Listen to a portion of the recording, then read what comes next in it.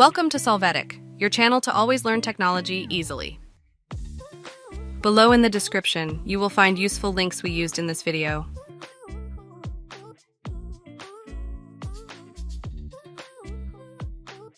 Today in Solvetic, we will see how to insert image in Excel cell.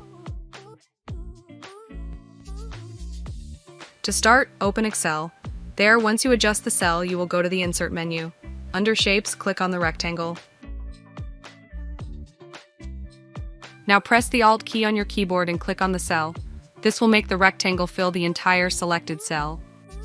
After this, in the Shape Fill menu, click on Picture.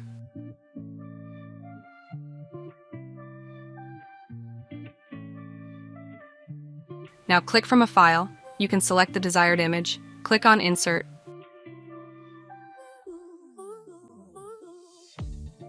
As you see, now the selected image will be fixed in the Excel cell. Hey, remember to subscribe Solvetic channel.